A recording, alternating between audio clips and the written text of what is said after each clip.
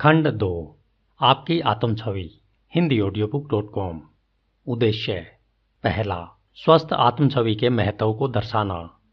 दूसरा, हीन आत्मछवि के कारणों की पहचान करना। तीसरा, हीन आत्मछवि की अभिव्यक्ति को जाहिर करना। चौथा, आपको आत्मछवि सुधारने की 15 विधियां बताना। और पांचवा, आपको स्वस्थ आत्मछवि के रास्ते को चुनने और फिर उस रास्ते पर चलते रहने के लिए प्रोत्साहित करना। अध्याय 1, चोर। असली या नकली। यह दृश्य आस पड़ोस के छोटे से किराना स्टोर का है और वर्ष है 1887। एक 55-60 साल का विशिष्ट दिखने वाला भद्र व्यक्ति हरी सलजम खरीद रहा है। वह क्लर्क को $20 देता है और बाकी पैसे वापस पाने का इंतजार करता है। क्लर्क पैसे लेकर कैश ड्रॉअर में डालती है। बाकी 87। एक 55-60 साल का विशिष्ट दिखने वाला भद्र व्यक्ति हरी सलजम खरीद रहा है। वह क्लर्क को $20 देता है और बाकी पैसे वापस पाने का इंतजार करता है। क्लर्क पैसे लेकर कैश ड्रॉअर में डालती है। बाकी पैसे वापस देने के लिए गिनना शुरू करती है। तथापि उसने देखा कि उसकी उंगलियों पर, जो कि सलजम उठाकर देने के कारण अभी तक गीली थी, कुछ स्याही छूट रही थी। वह ठिठकी और यह सोचने के लिए कि क्या किया जाए, वह थोड़ी रुकी। क्षण भर के लिए समस्या से जूझने पर उसने एक निर्णय लिया। यह व्यक्ति एमानुअल निगर है, जो काफी पुराना मित्र है, पड़ोसी है और ग्राहक है। अवश्य ही वह उसे कोई गलत या नकली नोट नहीं दे सकता। अतः उसने उसे बाकी पैसे दे दिए और वह चला गया। बाद में उसे दूसरे विचार आए, क्योंकि 1887 में $20 बहुत रकम होती थी। उसने पुलिस को सारी बात बताई। एक पुलिसमैन को विश्वास था कि $20 का नोट असली है। दूसरा स्याही छूटने के कारण उलझन में था। अंततः उनकी जिज्ञासा और फर्ज की जिम्मेदारी ने उन्हें मिस्टर निगर के घर की तलाशी का वारंट प्राप्त करने के लिए बाध्य कर दिया। अटारी में उन्हें $20 के नकली नोट बनाने की सामग्री मिली। उन्हें 3 तस्वीरें भी मिली, जो एमानुअल निगर ने पेंट की थी। निगर एक बहुत बड़ा आर्टिस्ट था। वह इतना अच्छा आर्टिस्ट था कि वह उस $20 के नोट को हाथ से पेंट कर रहा था।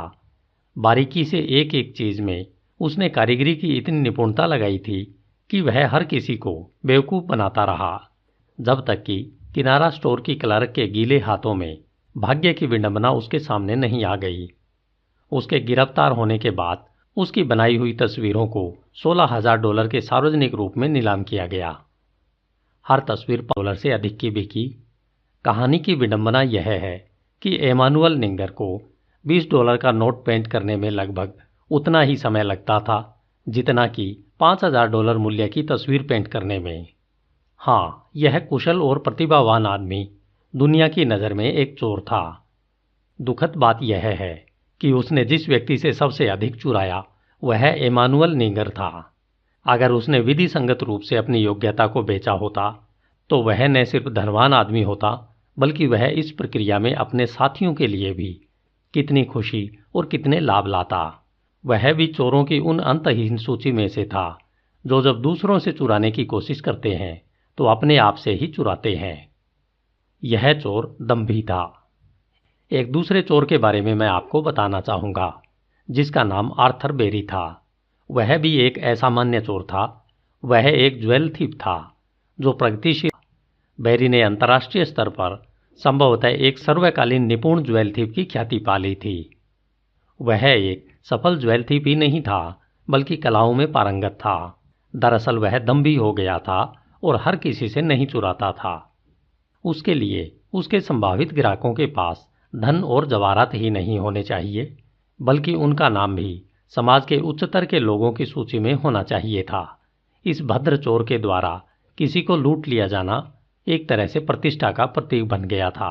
इस भावना ने पुलिस को बहुत उलझन में डाल दिया था। एक रात डकैती के दौरान बेरी पकड़ा गया और उस पर 3 बार गोली चलाई गई। शरीर में गोलियां, आंखों में कांच के बुरादे और अत्यधिक यंत्रणाओं से पीड़ित होते हुए उसने एक वक्तव्य दिया जो बहुत अनपेक्षित नहीं था। मैं इसके बाद यह कभी नहीं करूंगा। चमत्कारिक रूप से वह बच गया और अगले 3 साल तक मैं इसके बाद यह कभी नहीं करूँगा। चमत्कारिक रूप से वह बच गया और अगले 3 साल तक वह सुधार गृह से बाहर रहा। फिर एक ईर्ष्यालु महिला ने उसे जेल के अंदर पहुंचा दिया और उसने 18 वर्ष की सजा काटी। जब उसे छोड़ा गया तो उसने अपने शब्द निभाए। वह फिर से ज्वेल थीफ की जिंदगी की ओर वापस नहीं गया। सच तो यह है कि वह न्यू इंग्लैंड के एक छोटे से कस्बे में बस गया और एक आदर्श जीवन जीने लगा। स्थानीय नागरिकों ने उसे स्थानीय अनुभवी व्यक्तियों की एक संस्था का कमांडर बनाकर सम्मानित किया। आखिरकार इस बात का पता चल ही गया कि प्रसिद्ध ज्वेल थीफ आर्थर बेरी उन लोगों के बीच में था। पूरे देश से संवाददाता उस छोटे से कस्बे में उसका साक्षात्कार लेने आए। उन्होंने उससे बहुत से सवाल पूछे और अंततः एक नौजवान रिपोर्टर ने सबसे पहले सवाल के साथ यह निर्णायक बात पूछी, मिस्टर बेरी, आपने एक चोर के रूप में अपने जीवन काल में बहुत व्यक्तियों से चुराया, परंतु मैं यह जानने का इच्छुक हूं कि क्या उनमें से आपको कोई ऐसा व्यक्ति याद है जिससे आपने सबसे अधिक चुराया हो? बेरी ने बिना किसी हिचकिचाहट के कहा, यह तो आसान सवाल है। जिस आदमी से मैंने सबसे अधिक चुराया वह आर्थर बेरी था। मैं एक सफल व्यापारी हो सकता था, वॉल स्ट्रीट में एक सामंत हो सकता था और समाज में एक अंशदायी सदस्य हो सकता था, परंतु इसके बजाय मैंने एक चोर का जीवन चुना और अपनी जवानी का 3/4 जीवन जेल की सलाखों के पीछे काट दिया। हाँ, आर्थर बेरी सच में ऐसा चोर था जिसने खुद से ही चुराया। आप इस चोर को जानते हैं। एक तीसरे चोर जिसके बारे में मैं बात करना चाहूँगा वह स्पष्ट रूप से आप हैं।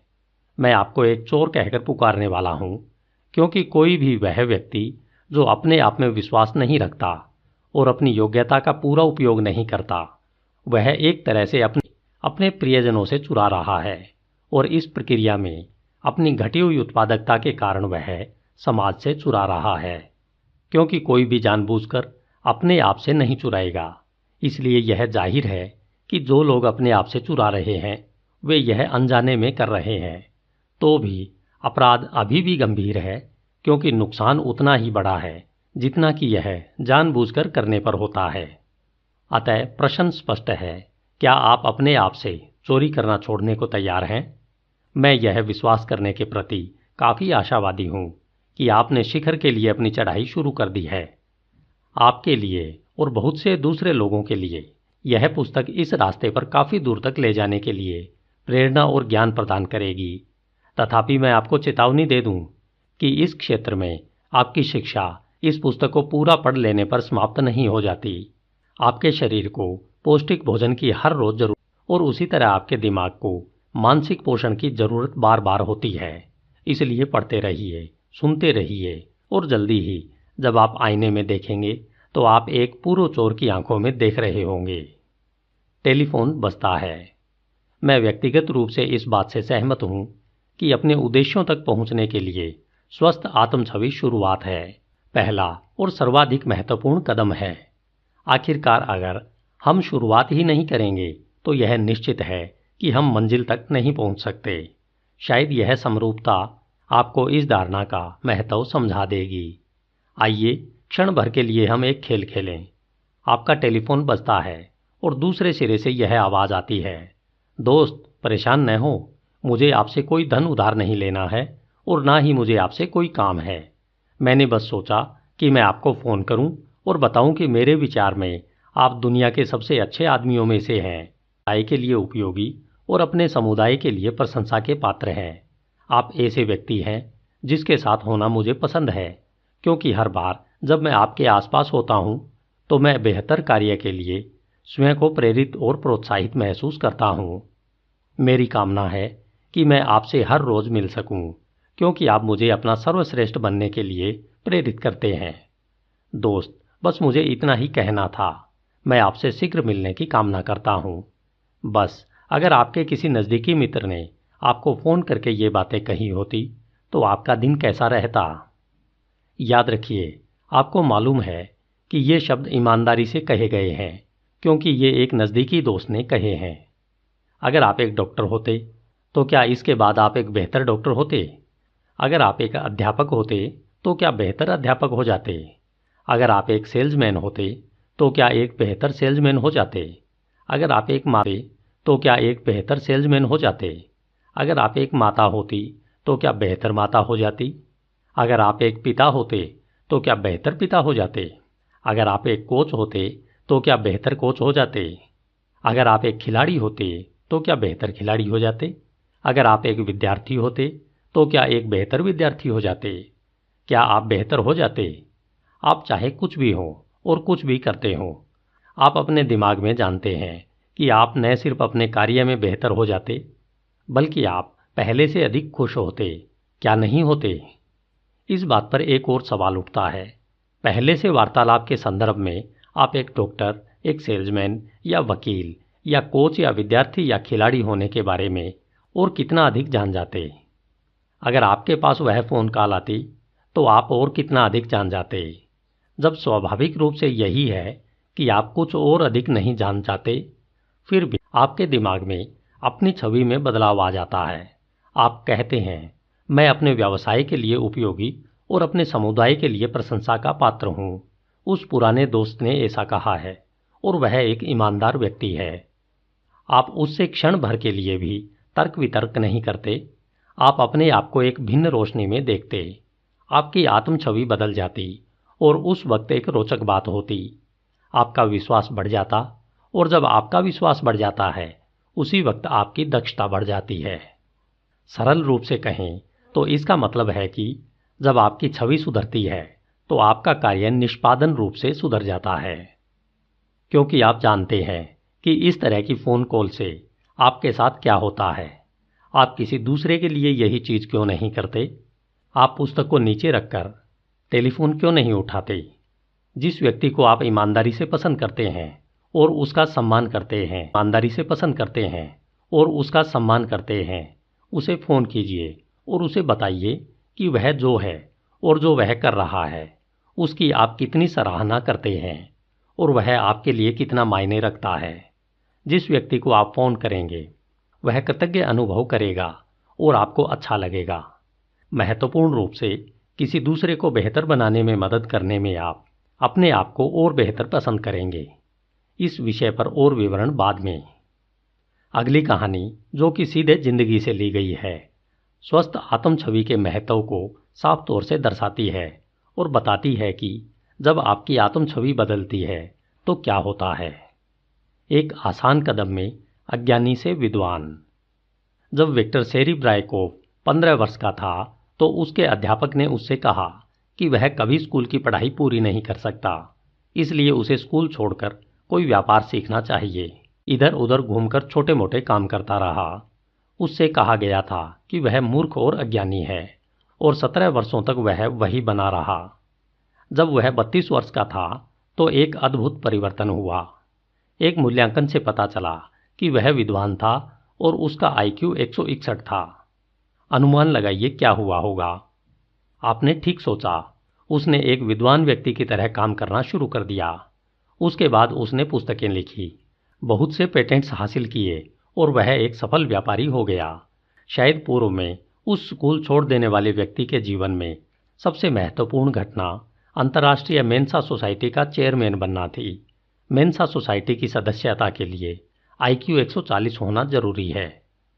विक्टर सेरेब्रयाकोव की कहानी आपको अचंभित करती है कि कितने विद्वान इधर उधर मूर्ख बने घूम रहे हैं, क्योंकि किसी ने उनसे कह दिया था कि वे निपुण नहीं है।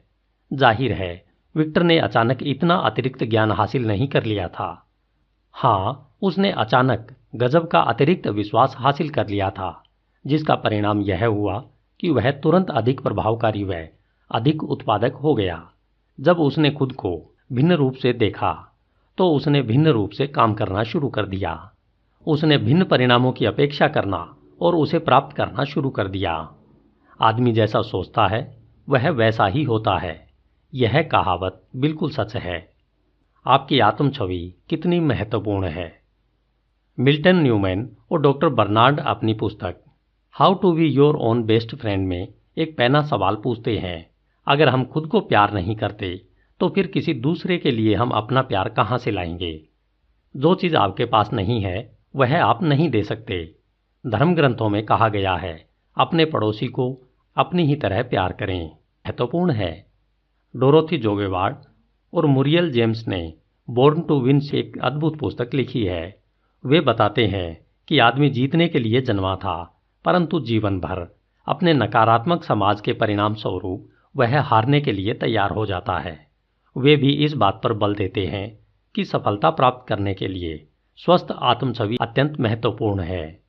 जिस तरीके से आप अपने को देखते हैं उसके विपरीत ढंग से आप नियमित प्रदर्शन नहीं कर सकते हैं। आपकी आत्मछवि आपको सीढ़ी के शिखर पर ले जाएगी अथवा तहखाने में ले जाने वाले एस्केलेटर पर रख देगी। अपने आप को एक योग्य व्यक्ति के रूप में देखें और आप योग्य व्यक्ति की तरह काम करेंगे, वह योग्य व्यक्ति हो जाएंगे। अपने आप को अयोग्य व्यक्ति के रूप में देखें और आप वह काम नहीं कर पाएंगे। सौभाग्यवश आपने अतीत में अपने आप को किसी भी तरह देखा हो, अब आपके पास बदलने के लिए और बेहतरी हेतु बदलने के लिए प्रेरणा, विधि और क्षमता है। हमें बनाने वाले ने हमें जितने भी उपहार दिए हैं उनमें अपनी पसंद का रास्ता चुनने का उपहार निरंतर रूप से सबसे महान है। जब हम आत्मछवि के बारे में गहन अध्ययन करते हैं तो हमें याद रखना चाहिए कि हम अपने दिमाग में जो भी तस्वीर डालते हैं यह उसे पूरा कर देता है। उदाहरण के लिए फर्श पर रखे हुए एक 12 इंच छोटे लट्ठे पर चलना आसान है। उसी लट्ठे को 2 10 मंजिले भवनों के बीच रख दीजिए और उस लट्ठे पर चलना बिल्कुल भिन्न मामला हो जाएगा। आप अपने आप को फर्श पर रखे हुए लट्ठे पर आसानी से और सुरक्षित रूप से चलता हुआ देखते हैं। आप भवनों के बीच में छिपे हुए लट्ठे से स्वयं को गिरता हुआ देखते हैं, क्योंकि दिमाग उस तस्वीर को पूरा कर देता है जो आप उसमें पेंट करते हैं। इसलिए आपके डर काफ़ी वास्तविक हो जाते हैं, डाल देता है या उसके सीमा क्षेत्र से बाहर हिट कर देता है और उल्टा मुड़कर यह कहता है, मुझे मालूम था ऐसा होगा। उसके दिमाग ने एक तस्वीर बनाई और उसके शरीर ने उस कार्रवाई को पूरा कर दिया। सकारात्मक रूप से कामयाब गोल्फर जानता है कि स्ट्राइक करने से पहले उसे गेंद कप में जाती दिखनी चाहिए। बेसबॉल में अच्छा हिटर गेंद पर बढ़ने से पहले उसे बेस के लिए गिरता हुआ देख लेता है और कामयाब सेल्समैन कॉल करने से पहले ग्राहक को खरीदता हुआ देख लेता है। 3 प्रहार। आसानी से खेलों की दुनिया में सबसे अधिक उलझन भरी और निराश करने वाली घटना बेसबॉल में होती है, जब कोई बैटर प्लेट पर चढ़ता है और गेंद फेंकने वाले खिलाड़ी को 3 बार गेंद फेंकने के लिए आगे बढ़ता है। गेंद पर एक भी कट लिए बिना कम से कम एक रनर को आगे बढ़ाने के लिए, अपने आप बेस पर आने के लिए या वापस हटने के 3 सुनहरे मौके। कारण सीधा सा है, उसने खुद को बाहर स्ट्राइक करते हुए या बाहर निकालते देखा था। उसने चहलकदमी की उम्मीद करते हुए पहले बेस के लिए मुफ्त की सवारी के लिए बल्ले को अपने कंधे पर रख छोड़ा था। जिंदगी के खेल में किसी व्यक्ति को प्लेट पर चढ़कर और कभी फिर वापस में गेंद पर एक ही कट न लगाते हुए देखना और भी निराशाजनक है। लैरी किमजी एमडी के अनुसार वह सबसे ज़्यादा असफल व्यक्ति है क्योंकि वह कोशिश नहीं करता। अगर आप कोशिश करते हैं और हार जाते हैं तो आप हारने से सीख सकते हैं, जो काफ़ी हद तक नुकसान को कम कर देता है। जाहिर है आप कुछ न करने से कुछ नहीं सीख सकते। ये लोग अपने जज और जूरी खुद ही होते हैं और अपने आप को सामान्यता के आजीवन कारावास की सजा दे देते हैं। वे वास्तव में कभी भी जिंदगी के खेल में उतर कर गेंद पर एक ईमानदारी कट नहीं लगाते। वे अपने सबसे में उतर कर गेंद पर एक ईमानदारी कट नहीं लगाते। वे अपने सबसे बुरे दुश्मन और सबसे ज़्यादा अच्छे अंपायर होते हैं। उनकी आत्मछवि असफल होने की, गिरने की या बाहर स्ट्राइक करने की होती है। दुर्भाग्य से फिर उनका दिमाग उस तस्वीर को पूरा कर देता है और योग्यता वाला एक और व्यक्ति उस हो सकता था कि बेकार कर्तनों के ढेर में शामिल हो जाता है। स्वर्गीय डॉक्टर मैक्सवेल माल्टज, जो कि अंतर्राष्ट्रीय रूप से विख्यात प्लास्टिक सर्जन थे और 1 करोड़ से भी अधिक जिनकी प्रतियां बिकी, उन स्वयं सहायता पुस्तकों के लेखक थे। कहते हैं कि यही कारण है कि किसी भी मनोचिकित्सा का ध्येय रोगी की आत्मछवि को बदलना होता है। आपको अपने आप में विश्वास करना होगा। सफलता और खुशी दोनों के लिए शुरुआती चीज स्वस्थ आत्मछवि है। सुविख्यात लेखक व मनो कहते हैं किसी व्यक्ति की अपने बारे में धारणा उसके व्यक्तित्व का सबसे महत्वपूर्ण भाग है। यह मानव व्यवहार के हर पहलू को प्रभावित करते हैं। सीखने की योग्यता, बढ़ाने और बदलने की क्षमता, मित्रों, साथियों और व्यवसायों का चुनाव। ऐसा कहने में कोई अतिशयोक्ति नहीं है कि एक मजबूत सकारात्मक आत्मछवि जीवन में सफलता की सर्वोत्तम संभव तैयारी है।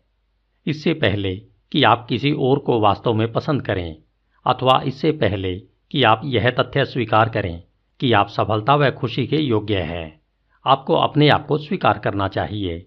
जब तक आप स्वयं को स्वीकार नहीं करते, तब तक प्रेरणा, ध्येय निर्धारण, सकारात्मक सोच आदि आपके लिए कारगर नहीं होंगे। आपके पास सफलता और खुशी हो, उससे पहले आपको महसूस होना चाहिए कि आप इनके योग्य हैं। हीन आत्मछवि का व्यक्ति आसानी से देख सकता है कि किस तरह कि आप इनके योग्य हैं। हीन आत्मछवि का व्यक्ति आसानी से देख सकता है कि किस तरह सकारात्मक सोच, ध्येय निर्धारण आदि दूसरों के लिए कारगर है, परंतु वह यह अपने लिए नहीं देख सकता। मैं यह बात स्पष्ट कर दूं कि मैं एक स्वस्थ आत्मस्वीकृति के बारे में बात कर रहा हूं, न कि आडंबरपूर्ण मैं सबसे महान हूं कि अहम भावना के बारे में। आदमी की ज्ञात सभी बीमारियों में मिथ्या अभिमान सबसे खतरनाक है। यह जिस व्यक्ति के पास है उसके अतिरिक्त सबको बीमार कर देता है। हिचाइकर, लिफ्ट मांगने वाला। क्योंकि कितने ही आदमी इस बात को नहीं जानते कि एक अशिक्षित मस्तिष्क के अंदर भी विशाल संभाव्यता पड़ी होती है। इसलिए इस बात को दर्शाने के लिए मैं आपके साथ एक व्यक्तिगत अनुभव बांटूंगा। कई वर्षों पहले मैंने लिफ्ट मांगने वाले एक आदमी को कार में बैठा लिया। जैसे ही वह गलती हो गई, क्योंकि उसने थोड़ी शराब पी रखी थी और बातें ज्यादा कर रहा था। जल्दी ही उसने बता दिया कि वह शराब की तस्करी के जुर्म में 18 महीने की जेल काटकर अभी छूटा है। जब मैंने पूछा कि क्या उसने जेल में कोई ज्ञान हासिल किया जिसे वह जेल से छूटने पर प्रयोग कर सकता हो, तो उसने उत्साहपूर्वक जवाब दिया कि संयुक्त राज्य अमेरिका के हर राज्य की हर काउंटी के नाम याद कर लिए हैं, यहां तक कि लोसियाना के अवशेषों के भी।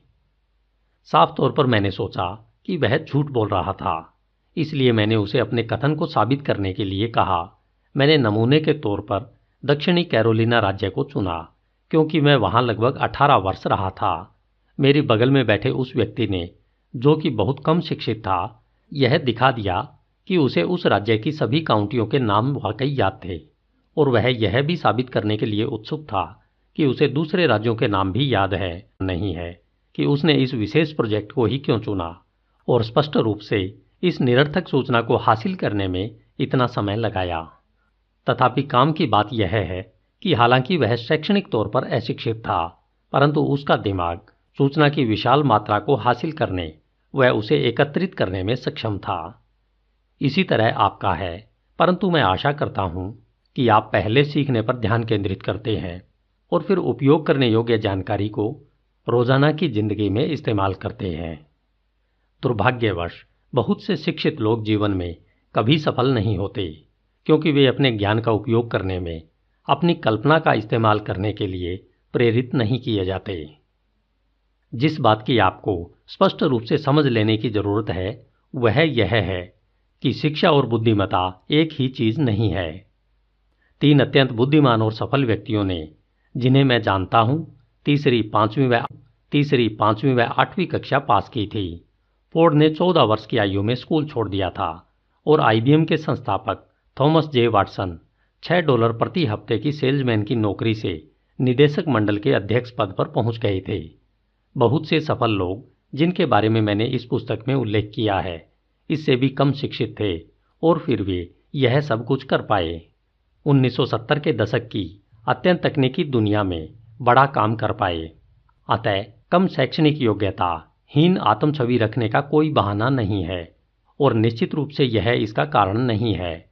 स्पष्ट रूप से शिक्षा महत्वपूर्ण है, परंतु लगन उससे भी अधिक महत्वपूर्ण है। यह पुस्तक सिर्फ आपको शिक्षित करने या जानकारी देने के लिए नहीं लिखी गई। हालांकि मैं निश्चित रूप से अपेक्षा रखता हूं कि आप इससे बहुत सी चीजें सीखेंगे। यह आपको असफलता के बहानों से छुटकारा पाने में मदद करने और आपसे अपनी क्षमता का पूरा उपयोग करके आग्रह के साथ आपको सफल होने के कारण और विधियां बताने के लिए लिखी गई है। $50,000 वाला असफल व्यक्ति। बहुत से मायनों में चीजें परस्पर संबंध है।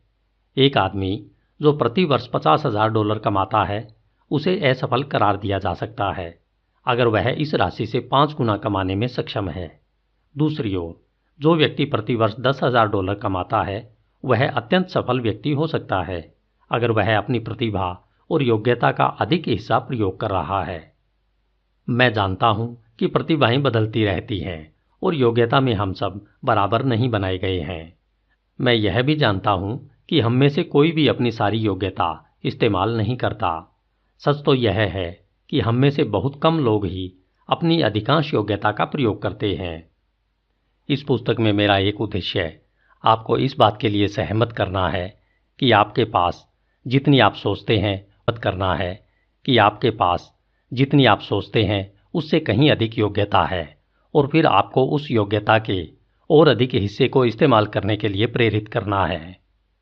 पूर्व में मैंने व्यक्ति की आमदनी का उसकी सफलता की पहचान के रूप में उल्लेख किया था, क्योंकि प्राथमिक रूप से धन एक जाना पहचाना पैमाना है जिसके द्वारा हम किसी अंशदान को माप सकते हैं।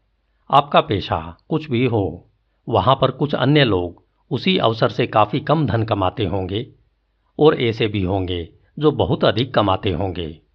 अंतिम विश्लेषण में बढ़ोतरी और सेवा का अवसर व्यक्ति पर निर्भर करता है। लगभग बिना अपवाद के आप किसी व्यक्ति का समाज के लिए अंशदान डॉलर्स के रूप में माप सकते हैं। जितना अधिक वह अंशदान देता है, उतना ही अधिक वह कमाता है। अभी सेवा कीजिए, बाद में कमाइए। अब इससे पहले कि आप जमीन से 6 बता दूं कि मैंने लगभग कहा था, मैं व्यक्तिगत रूप से कुछ अध्यापकों को जानता हूं जो बहुत कम धन कमाते हैं और दूसरे हैं जो बहुत अधिक राशि कमाते हैं। यही बात डॉक्टरों, वकीलों, सेल्समैन, ट्रक ड्राइवरों, सचिवों आदि के मामले में सच है। जैसे ही आप किसी व्यक्ति को देखते हैं, आप पाते हैं कि वे लोग जो अधिक धन कमा रहे हैं सामान्यतः अधिक अंशदान दे रहे हैं, परंतु कुछ स्पष्ट अपवाद भी हैं। एक समर्पित अध्यापक जो किसी दूरस्थ पहाड़ी या ग्रामीण क्षेत्र में रहता है, इसकी एक मिसाल हो सकता है वह उन बहुत से बच्चों के लिए एकमात्र उम्मीद हो जो अपने परिवारों को ऊपर उठाना चाहते हैं। कोई समर्पित धार्मिक व्यक्ति किसी छोटे से स्थानीय क्षेत्र में रह सकता है, क्योंकि हो सकता है कि वह उत्साहपूर्वक विश्वास करता हो कि ईश्वर ने उसे उस विशेष समुदाय की सेवा के लिए चुना है। तथापि सामान्य रूप से कहा जाए, अधिक लोगों की अधिक सेवा कर रहा है। यही बात अध्यापक, डॉक्टर, ट्रक ड्राइवर, सेल्समैन आदि के संदर्भ में सच है। अक्सर दोहराया गया सिद्धांत, आप जीवन में जो चाहते हैं वह पा सकते हैं अगर आप दूसरे लोगों की जो कुछ वे चाहते हैं उसे प्राप्त कराने में पर्याप्त मदद करते हैं। इस बात को कहने का एक दूसरा ढंग है कि यदि आप अधिक सेवा करते हैं तो अधिक कमाते हैं। अधिकतर लोगों के पास धन नहीं होता क्योंकि वे इसे समझते नहीं हैं। वे उदास और निष्ठुर नकदी की बात करते हैं, और यह न उदास है न निष्ठुर। यह कोमल और उत्साहपूर्ण है। इससे अच्छा लगता है और इसका रंग आप कुछ भी पहने हो उसी के साथ चलता है। मेरी रेड हेड को एक बार भी अपनी ड्रेस इसलिए नहीं बदलनी पड़ी क्योंकि जो कुछ वह पहने हुए थी उसका रंग जो कुछ मैं लिए हुए था उससे मेल नहीं खा रहा था। कभी कभी मैं किसी को सच्चाई के साथ यह कहते सुनता हूं कि वे बहुत अधिक धन नहीं कमाना चाहते, परंतु सामान्य रूप से कहा जाए तो कोई भी अन्य व्यक्ति जो ऐसा कहता है वह दूसरी चीजों के बारे में भी झूठ बोलता है। हाँ, एक अच्छा वेतन पाने वाला व्यक्ति इस पुस्तक के सिद्धांत के साथ स्वयं को काफी सहज पाएगा। उसी तरह से सेवा कार्य में लगा व्यक्ति भी जिगमैनशिप सिद्धांत से काफी प्रोत्साहित व सहज महसूस करेगा। इसलिए इस वक्त आपकी स्थिति कुछ भी हो, पढ़ते रहिए, सुनते रहिए। धन्यवाद। HindiAudiobook.com। आपका दिन शुभ हो।